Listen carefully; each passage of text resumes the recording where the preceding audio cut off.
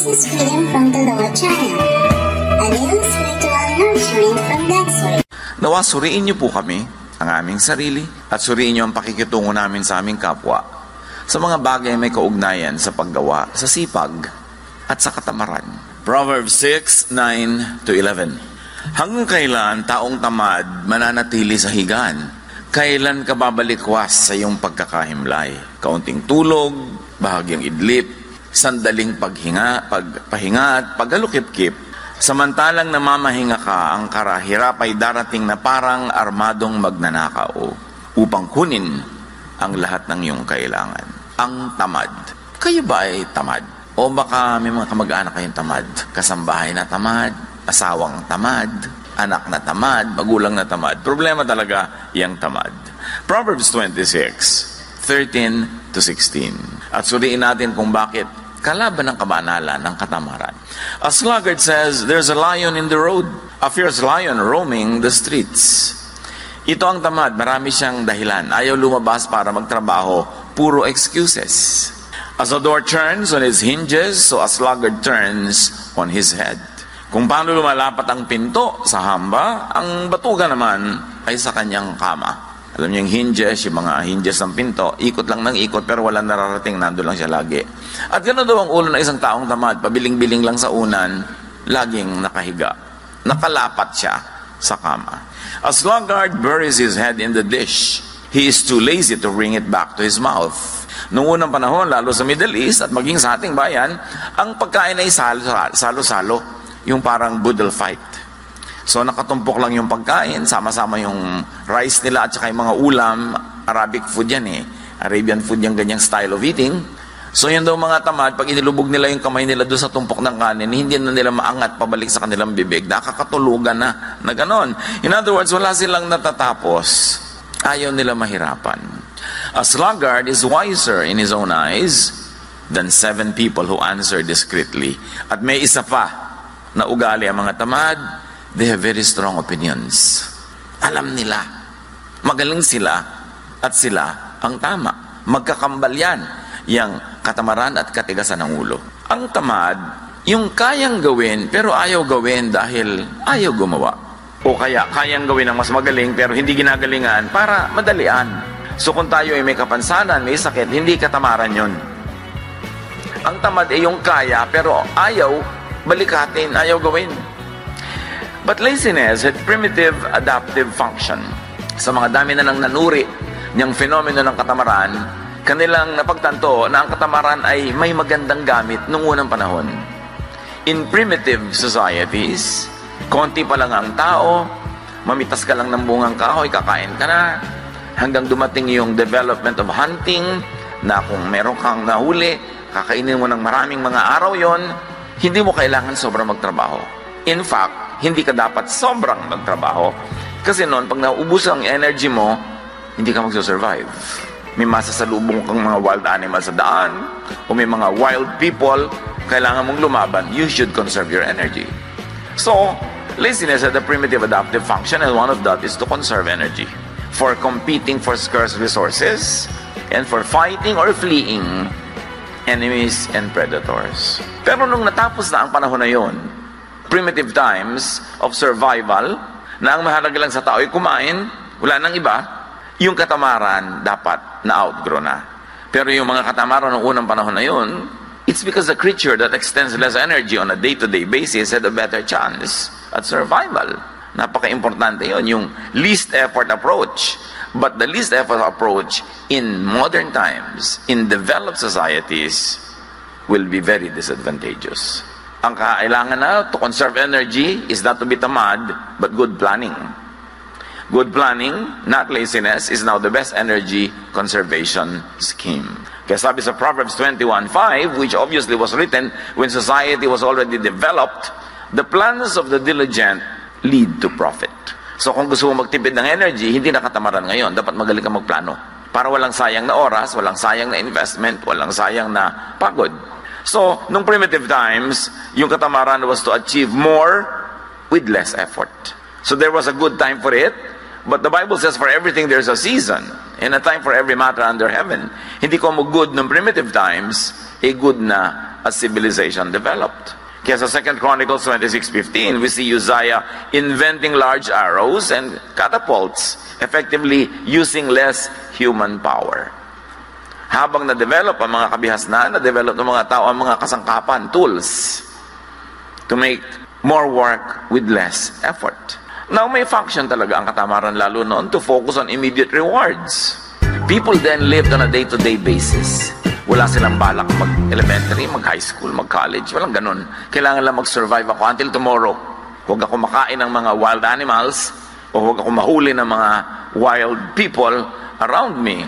And because of that, because people lived on a day-to-day basis, laziness does not look far out for future rewards.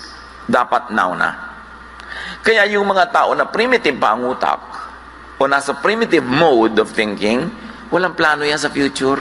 They only want immediate pleasure. Kaya meron nagkaroon ng konting pera, one day millionaire, gagastahin lahat, sobra-sobrang kaluhuan, hindi bali na maghirap uli next week, nangungutang na naman. At yan ang problema mga kapatid, may mga tao na nasa modern times na tayo, nasa kuweba pa ang utak. Kaya hindi sila kasundo ng mga taong nasa ngayon na present na yung utak, tapos yung kapatid mo nasa kuweba yung utak. Hindi iniisip yung future. Pag nagkapera, sarap agad. Pag merong pleasure, pwede nang gawin ngayon, hindi bali na bukas. But as livelihood turned from gathering, hunting, which was immediate, to agriculture, laziness had become a liability. Kasi sa agriculture, magtatanim ka sa tamang oras. Pag nahuli ka, maiiwan ka ng mga ulan, mamaya, hindi lalaki ang yung tinanim. O nagtanim na yung mga katabi mo ng palay, ikaw nahuli ng 1 week, sumao na sila ng 1 week na harvest, ikaw mahuhuli ng 1 week, lahat ng daga at peste sa buong bukid, dahil yung palay mo na lang nandun, sa'yo pupunta. Kaya nung na-develop ang agriculture na iba ang mode of thinking. Kaya yung nagtatalo yung offering ni Cain at ni Abel, agricultural product, not hunting product, mas malalim na usapin yun. It was a conflict between settled agriculture and the hunter-gatherer culture. Obviously, at that time, that issue was already being debated upon in the minds of the ancients. At naka-embedded yan doon sa mga kwento. Kailangan lang meron kang tool to see it, that it is happening. Kaya sabi sa Proverbs 24, sluggards do not plow in season. So at harvest time, they look up but find nothing. So pag hindi ka nagtanim sa panahon, hindi ka aani sa panahon. Hindi pwedeng nahuli ka ng 3 buwan sa pagtatanim, tapos sa anihan, aani ka rin. So kailangan may planning. Hindi ka na pwedeng tamad nung na-develop ang mga communities. Settled kind of life, hindi yung nomadic.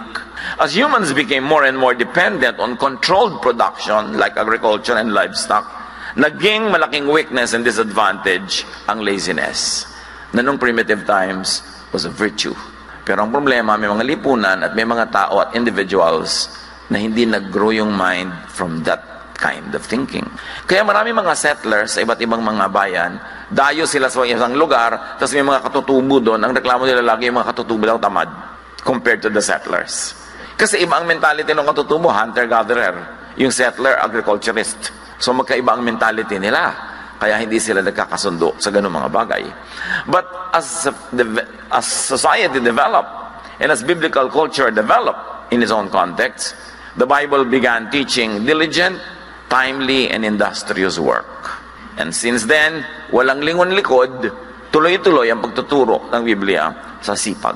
Ano ang mga palusot at drama ng mga katamaran? At ang sagot mula sa Bible, isa doon yung mga tamad, lagi nilang sagot, di ko alam. Di ko alam yan eh. Ibig sabihin, ikaw na lang gumawa. At marami ngayong mga tamad, tabi-tabi po nuno, gadget lang, hindi maon. Tatawagin ng anak, tatawagin ng apo, tatawagin ng kapitbahay. Hindi ko alam yan eh. Hindi ko alam magawa ng TV, hindi ko alam magawa ng computer, hindi ko alam mag-Facebook. Alam niyo po, isip tamad yun, tabi-tabi po. Hindi ko matanda na tayo, hindi na tayo matututo. Pag-aralan. Kasi kailangan kasabay ng panahon ang paglago ng ating isip. Yun naman ay kung gusto niyong sumabay sa technology. Kung ayaw niyo naman, walang pipilit sa inyo. Pero hindi pwedeng gusto niyo mag-technology tapos lagi ibang gumagawa. Learn it.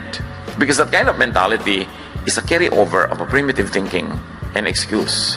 So ganyan sa mga gadgets, ganyan sa mga electronics. Sabi ng Psalm 25, 4-5, show me your ways, Lord. Teach me your paths. Guide me in your truth and teach me. The general idea here is to be teachable. And what does it mean to be taught? It is to be taught something new. Because you have doubt. Don't need to be taught something old. So, pag teachable ka, willing ka laging alamin ang bago. Kaya, ang sabi ng iba, techie is the new sexy. Noong araw na primitive ang society, kailangan mo ng muscle para ipagtanggol ang mga babae sa mga leyon, sa mga tribal war. Sexy daw yung maraming muscle. Pero ngayon, ang sexy guys daw, yung magaling sa techie, yung alam niya mag-photoshop, yung alam niya ganito yun, magtalipat-lipat, yun na daw ngayon, ang kakit-akit na karunungan. Sabi nila, ewan ko sa inyo. 1 Peter 5:8, be alert and of sober mind. Your enemy, the devil, prowls around like a roaring lion looking for someone to devour. And if we may add, in the context of our discussion, to devour with laziness and with ignorance. Maraming paraan ng pag-atake sa atin ng lion. Basta anything that steals from you, that takes away growth or happiness or productivity, trabaho yon nung roaring lion. Proverbs 3:5-6. Trust in the Lord who commands work. Trust in the Lord with all your heart and lean not on your own understanding. In all your ways, submit to Him and He will make your paths straight to prosperity, if we can add. In other words, yung mga teaching na yan sa Bible, may particular truth yan doon sa context na tinuturo niya, pero may universal truth yan that you can apply to other particulars. Basta na-universalize mo muna. At nakikita natin yung universal value of these teachings now being applied to work ethic. Ano pa mga palusot? Drama ng mga tamad. Baka mag-fail, baka tayo mapahiya, wag na lang. Yung laging takot mapahiya, takot mag-fail, isang uri ng katamaran. And because of that fear, you will be imprisoned and you will be in shackles and you will not be able to be free to do what must be done or to do what you could do. Kaya ang sabi ng Ecclesiastes 11:4, whoever watches the wind will not plant. Whoever looks at the clouds will not reap. Pag lagi ka daw natatakot mag-invest, natatakot ka magtanim, natatakot kang may simulan na project dahil baka hindi matuloy, baka sumama ang panahon, baka hindi mangyari ang gusto mo mangyari. Iyan ang mga kahit kailan ay hindi aani. Dapat willing ka na tumaya. You minimize the risks, you maximize the potential of success, but still, you should take risks. Kasali yun. Some people believe that their talents, their abilities, and intelligence, or lack of it, are set at birth. Wala na silang ginagawa para i-develop ang sarili nila kasi iniisip nila lahat ng pwede nilang malaman at lahat ng pwede nilang kakayanan ay nung palang isinilang sila yun na at wala nang papalitan. But you know that the Bible always teaches development and growth. So keep changing. People of God, keep growing your mind. Ang tanging kulungan ng tao ay ang kanyang isip. Pag yung isip mo nang sabi, hindi ko kaya, hindi mo nga makakaya. Pag sinabi mong ayoko, hindi mo na nga magagawa. Pagka ayaw mo, yun ang limitation mo. Romans 12:2, do not conform to the pattern of this world, but be transformed by the renewing of your mind. Then you will be able to test and approve what God's will is. His good, pleasing, and perfect will. So kailangan daw, lagi kang willing to change your mind. As they say, only a fool does not change his mind. Willing ka dapat. Hindi yung ayaw mo na magpalit ng isip, ang isip mo sarado, dekandado. What will happen? Yun na lang yun forever. People grow with change, with practice, and with effort. And growth is a primary duty of life. Dapat nag-grow. Parang yung natatandaan ko isang drawing, yung caterpillar at yung kanyang kamag-anak na caterpillar na naging paru-paro na, may pakpak na. Si caterpillar para paring worm. Sabi ni caterpillar kay paru-paro, you changed. Sabi ni paru-paro, we must. Dapat nagmabago. Yung mga kaibigan mo sa baryo nung araw, pag uuwi ka doon, sabi niya, ay, nagbago ka na. Dapat. Alam naman hindi tayo magbago. Ikaw, ayaw mo magbago? Alam niyo, nagsasabi nun, yung nagbago ka na, yung hindi siya umasenso, tas ikaw umasenso. So, para tabla na lang kayo, gusto niya, huwag ka rin umasenso. Yung, naku, hindi mo na yan ma-reach. Dapat. Kasi kung nare-reach mo pa rin ako, ibig sabihin, hindi ako nag-grow. So, yung hindi ma-reach na ibig sabihin, iniiwasan kita, umayabang ako, kundi, busy talaga ako eh. Kasi marami kong ginagawa. Marami akong inaatupag, marami akong commitment, so hindi mo ako ma-reach kahit kailan na lang gustuhin mo. Pero, makakatsyempo ka rin na ma-reach mo ako. Pero may problema tayo kung kahit kailan kita gusto ma-reach, available ka. Ibig sabihin, wala kang ginagawa. Hindi po kasiraan yung hindi ka na ma-rich. Tiyempo-tiyempo lang yan para mo ma-rich. But an achiever, an active person, a fruitful person, mahirap talaga laging makaladkad yan. Kasi may mga kaabalahan. Pero hindi tayo dapat nagdadrama na hindi ka na ma-rich, nagbago ka na. Sabi nga nung paro-paro, we must. We cannot remain caterpillars. We must grow wings and fly because we are butterflies. Meron pang isang palusot, I can't. Di ko kaya yan. Natinig niyo ba yung katang, di ko kaya, di ko kaya, di ko kaya. Pag sinabi mo na sinabi yun, talagang hindi mo na nga kakayanin kasi nagpasya ka na di ko kaya. Laziness often comes from neurotic fear. Sa takot, abnormal takot na mabigo, na masaktan, na malugi, ayaw na lang. Namimili yung between the classical fear na flight or fight. Pagka ba natakot ka, anong gagawin mo? Tatakas o lalaban? So maraming tamad, tumatakas na lang kaysa lumaban.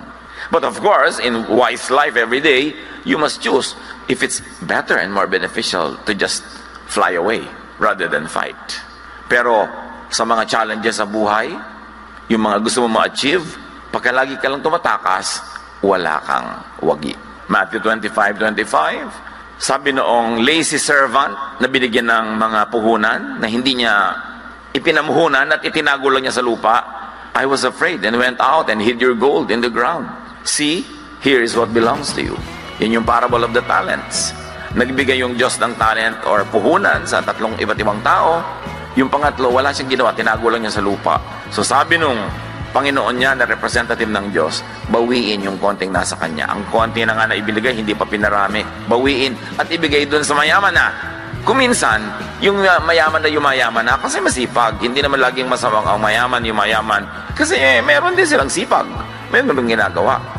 Kaya kailangan, pag binibigyan tayo ng mga katangian, ng mga puhunan ng Diyos, paramihin. Yun ang gusto niya. So let us all challenge fear and laziness. Dapat fight, hindi flight. Numbers 13:30-31, no ang mga espiya ng Israel ay minanmanan nila yung lugar na dapat ay magiging kanila, pero may mga tao, sabi ng mga kasamahan ko, ang lalaki ng tao doon, para mga higante, titirisin lang nila tayo, huwag na lang tayo tumuloy. Then Caleb silenced the people before Moses and said, we should go up and take possession of the land, for we can certainly do it. But the men who had gone up with him said, we can't attack those people. They are stronger than we are. So ito yung fight or flight. Most of the people were choosing to fly away when Caleb said, let's fight. Let's go for it. What do you do with your problems pag parang malaki? Umiiwas kayo, tumatakbo palayo o hinaharap nyo at sinisikap nyong magwagi. Pag meron kayong magandang pangarap, mataas ang mga hangarin, sasabihin ng mga tao sa inyo, wala tayong pera anak, huwag ka na mangarap. Huwag mo nang isipin yan. Mamamatay, pinanganak tayong mahirap, mamamatay tayong mahirap. So pagkakagano ng mentality, mamamatay nga mahirap. Kasi they don't want to give it their best. Pero yung mga lumaki sa kahit na napakagrabing kahirapan, pero hindi nila tinanggap ang hirap na yun, ayaw nila, ginawa nila ang magagawa nila, yun ang nakakabalikwas at nakakalampas sa mga inborn kahirapan. Kaya mahalaga yung mind, paano tayo mag-isip. Meron naman isang drama ng mga tamad, kapagod, huwag na lang. Marami ganyan, karpintero, may idinidescribe kang gawin. Sabi, sir, ang hirap naman yan, dalian na lang po natin. Sa mahirap nga, triple ang bayad. Gusto mo madali, sa madali na lang po. Ano mangyayari sa buhay niya? Ayaw mapagod. Kasi ang tamad, ayaw na ayaw mapagod. Alam niyo kung anong motto ng mga tamad? Di bali ng tamad, hindi naman pagod. Baka yan ay inyong memory verse. Life verse. Diba? Di bali ng tamad, hindi naman pagod. Nakita ko yan sa kwarto ng isang dati kong katulong sa bahay. Hindi ko naman ugali magsusuot sa mga kwarto nila, pero minsan nung wala na siya, umalis na, dahil may iba nang ginawa sa buhay, di nagpalinis ako, nakalagay sa dingding niya, di bali ng pagod, di naman tamad. Di bali ng tamad, di naman pagod. Kaya ito pala yung motto niya, kaya laging araw-araw kami may tunggalin. Proverbs 24:30-31, I went past the field of a sluggard, past the vineyard of someone who has no sense. Thorns had come up everywhere, the ground was covered with weeds, and the stone wall was in ruins. Sabi niya, dumaan ako sa property ng isang tamad, walang utak, Gano'n, naku, puro dawag, puro tinik, puro damo, at giba-giba ang kanyang pader. Ganon daw pagtamad. Pero kahit naman sa kasipagan, mga kapatid, huwag OA, don't exceed limits. Kahit yung mga paggawa ng mabuti, paglilingkod, dapat may pahinga ka rin, ha? Huwag naman yung extreme. Mark 6:31, no, ang mga disipulo ng Panginoon ay hindi makapagpahinga, hindi makakain dahil sa dami ng pinaglilingkuran. Subalit napakaraming taong dumarating at umaalis at hindi na nila makuhang kumain. Kaya sinabi ni Jesus sa mga alagad, magpunta tayo sa isang lugar na kung saan maaari tayong makapagsarilinan at upang makapagpahinga kayo kahit na kaunti. Kanyo kung gano'ng kabait si Jesus. Pinaglilingkuran ng kanyang mga alagad yung mga tao, pero sa magpahinga muna tayo, iwan muna natin sila. Doon sa tayo-tayo lang para kayo makapagpahinga. So huwag naman tayong extreme sa sipag, kahit pa nga sa mga gawain ng Diyos. Kasi ang Diyos nga nagturo ng pahinga. On the seventh day, we should all rest. Isa pang drama ng mga katamaran yung, hayaan na, sige na lang. Ecclesiastes 10:18, through laziness, the rafters sag, because of idle hands, the house leaks. Pag daw tamad yung tao, lumulundo na yung mga bubong niya, tumutulo na mga bubong, wala lang. Sige lang, okay lang. At hindi dapat ganon din sa katawan. You maintain the house, but you also maintain the temple of the Holy Spirit, which is the body. Hindi ka dapat tamad sa hygiene, at hindi ka dapat tamad sa healthful habits. At isa pang drama ng katamaran yung if only, kung pinanganak lang sana akong mayaman, kung ipinanganak lang akong ganito, kung meron lang akong ganyan. It's not what you do not have that should define you, but what you can have, even though you did not have it before. Ecclesiastes 11:6, sow your seed in the morning, and at the evening let your hands be not idle, for you do not know which will succeed, whether this or that, or both will do equally well. Sabi niya, alam niyo, hindi niya naman alam kung alin sa mga itinanim niyong tutubo, alin naman mumunga, so dami-damihan niyo ang tanim. Iba-ibang pananim, mag-diversify ng konti, kasi hindi niyo alam kung alin ang mapagpapala. So, increase your chances at success. Isaiah 43:18, forget the former things, do not dwell on the past. Huwag ka na magpatali sa mga hindi nangyari noon, sa mga hirap mo noon, sa mga kung ano-ano, ganun. Atupagin mo yung now at yung future.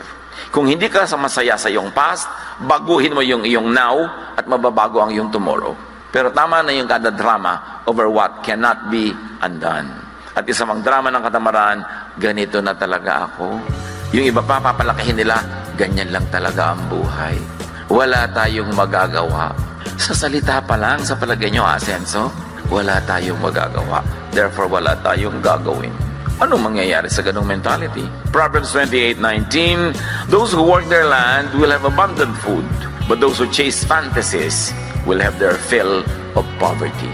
Yun daw ang hinahabol ay guni-guni, pangarap lang pero walang plano, kahirapan ang susunod dyan. Ganyan ang gambling, ganyan yung easy money, ganyan yung mga kung-anong racket. Huy, sumali tayo dito. Sa 3 buwan lang, magta-times 10 ang pera natin. Hindi, pera nila ang dadami, hindi yun sa'yo. Huwag kang maniwala sa ganyan. When it's too good to be true, 99.99%, it's not true. Ang lagi nyo itatanong, at lagi ko pinapaulit-ulit sa mga nagiging biktima ng mga kung-anong racket. Nag-i-invest, nauubos ang pera, pati gintong ngipin, binabakbak para invest. At idadamay siyempre mga kapatid, mga kaibigan. Kaya mamaya sila nag-aaway at nagsisisihan. Ang isipin nyo lang ganito, kung talagang kikita tong scheme na to, pag may nagpupunta sa'yo, nag-aalok, alam mo kung talagang kikita yan, ba't di mo ilok sa mga kamag-anak mo? Bakit sa akin? Bakit? Love mo ba ako? Hindi naman tayo magkakilala, hindi mo ako love. So bakit mo ako gustong kumita? Ba't hindi yung mga mahal mo sa buhay ang pakitain mo? Ganito lang ang isipin mo. Pag kami nagbibigay sa inyo ng kung ano-ano mga investment, huy, alam mo, kikita ko dito. Ba't di ikaw? So dinami-rami ng kamag-anak mo ng father side, mother side. Tapos kamag-anak ng asawa mo, mother side, father side. Bakit hindi sila? Ba't sa akin? Yun lagi nyo itatanong para hindi tayo nauuto, mga kapatid. Pag parang napakaganda at kaakit-akit ang inaalok, ang itanong mo lang, love ba niya ako? At kung hindi kanya love, magduda ka. Bakit niya sa'yo ibibigay? So yan daw mga fantasy ang hinahabol, yan ang sumasadsad sa pagdarahop. Kasi hindi plano ang kanilang scheme para makaahon sa buhay, kundi pangarap at guni-guni.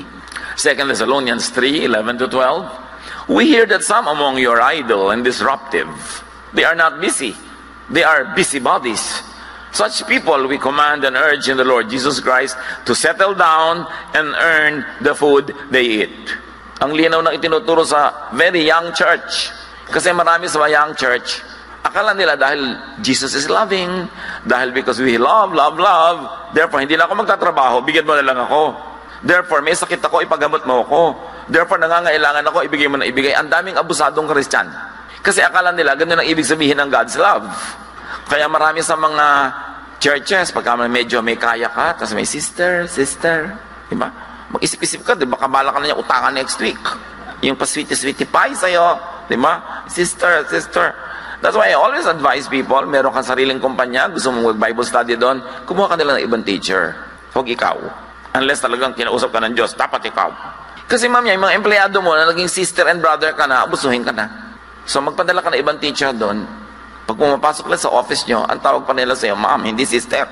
Kasi ang daling umabuso. Sabi sabi ko sa inyo, magtrabaho kayo para kayo kumain. Huwag pa kayo mapaka-sister dyan. At pagka binibigyan kayo, sige, pero huwag nyo obligahin dahil lang sister, brother. Hindi ganun ang turo ng Diyos. Abuso yun ng maraming tao. Isa pang drama ng mga tamad, nakakahiya. Kakambal kasi ng katamaran niyang hiya. Kung bakit nahihiyang magtrabaho, pero hindi nahihiyang manghingi. Nahihiyang magbanat ng pawis, ng buto at magpapawis. Nahihiyang makita na nagtatrabaho ng mga menial job, so to speak. Walang menial job. Pagka pinagtrabahuan mo yung kinita mo, napakarangal nun. Pero yung mga tamad, nahihiya pag marangal ang ginagawa, pero hindi nahihiyang mangingi. Sabi nila, nakakahiya. Proverbs 4:23, above all else, guard your heart, for everything you do flows from it. So guard your heart, guard your mind. Ibig sabihin, pakaisip-isipin mo kung ano iniisip mo, at piliin mo kung ano ang dapat ikahiya. Hindi dapat ikahiya ang pagsisikap para kumita. Ephesians 5:29, after all, no one ever hated their own body, but they feed and take care their body, just as Christ does the church. So what? We have to take care of our body, we have to feed our body mula sa ating pinagpaguran. Liban na lang tayo sobrang bata, sobrang tanda, o sobrang hina at may sakit. Earn your food, earn your maintenance. Overcome laziness. At kung hindi tayo yung lazy, teach people around you who are lazy to overcome laziness. Strive to do your best and teach people to do theirs. Ecclesiastes 9:10, whatever your hand finds to do it with all your might. For in the realm of the dead, where you are going, there is neither working, nor planning, nor knowledge, nor wisdom. Ganyan ang pananaw ng mga ancient people. May ganun, pag sa kabilang buhay na, iba na doon, hindi mo nagagawin ang mga ginagawa mo rito, we may never work like this again. So work well na. Gawin mo na ang dapat mong gawin, kasi pagdating mo sa kabilang buhay, iba naman ang andar doon. Review and refocus your direction if guilty, or people around us are guilty and we have the clarity of mind to see that they are guilty. In very godly and kind ways, make them review and refocus their attention. Ephesians 4:28, anyone who has been stealing must steal no longer. And let's apply it and extend it. Anyone who has been begging, anyone who has been asking, must not do that anymore, but must work, doing something useful with their own hands, that they may have something to share with those in need. So ang itinuturo dito, make your ambition to earn enough for yourself and to earn more than enough so that you will have something to give to people who cannot, on their own situation, earn their keep. At mga kapatid, value your work. Yung mga iba, naku, Monday na naman, may pasok na naman. Mag-resign ka. Naku, pasok ka na naman. Di, huwag ka pumasok. Ang hirap ka mag-apply dyan. Tapos nung natanggap ka, puro work ka naman. Pag binibigyan ng work sa trabaho, make it your privilege. May mga waiter na pagka mga medyo gabi-gabi na, ayaw na mag-serve, mga tamad na. O di, magsara na kayo. Gusto nyo malugi yung honor nyo para hindi na kayo kumita. Yun ang dapat may malasakit ka kung empleyado ka. Kasi yung, alam nyo ba na may mga dakila namang tao that they keep their business only to keep their employees. Hindi naman lahat dahil para lang kumita. Meron din silang kawawa ng mga empleyado, tuloy natin kahit ang liit-liit ng ROI natin dito. May mga ganun. Mahalin nyo ang trabaho. Value your work. Because work is a gift from God. Acts 20:34-35, you yourselves know that these hands of mine have supplied my own needs and the needs of my companions. And this is Paul speaking. Si Paul, as pastor, hindi siya pala hingi. Hindi siya pala daing. He was a doubly productive pastor because aside from doing his work, church work, he was making tents. He had a trade that earned him money. So hindi siya yung paladaing, palahingi, lagi na lang nagpaparinig. Hindi ganon. Sabi niya, kailangan nakikita nyo, pinagtrabahuhan ko ang mga kinakain ko. At nagpapakain pa ako ng mga kasama ko. In everything I did, sabi niya, I showed you that by this kind of hard work, we must help the weak. Remembering the words of the Lord Jesus Himself, it is more blessed to give than to receive. So mga kapatid, produce surplus as much as God enables you. So you'll be able to give. But rest well and rest enough. Kasama ng tunay na trabaho ang pahinga. Kasi pag hindi ka nagpahinga, bukas yung trabaho mo walang kwenta. So dapat nagpapahinga ang tao. Hebrews 4:10, for anyone who enters God's rest also rests from their works, just as God did from His, to be able to work again. Ang matalinong employer gives enough time of rest kasi quality ang trabaho ng kanyang mga workers. If not coming from genuine love, at least you must be wise that a rested worker works better. Overcome laziness and keep track of your improvements and progress. Hebrews 6:12, we do not want you to become lazy, but to imitate those who, through faith and patience, inherit what has been promised. And this is spiritual and practical laziness being discussed here. So, sabi nga nila, be sipag. Kailangan masipag tayo. Don't be tamad. Proverbs 19:15, ang taong tamad ay laging nakatihaya, kaya siya'y magugutom, walang panlagay sa sikmura. Take note, meron din mga lagi nakataob. No? Kasi nakataob sila mahiga. So ano lang yan? Figure of speech. May mga tamad, lagi na lang nagpapahinga.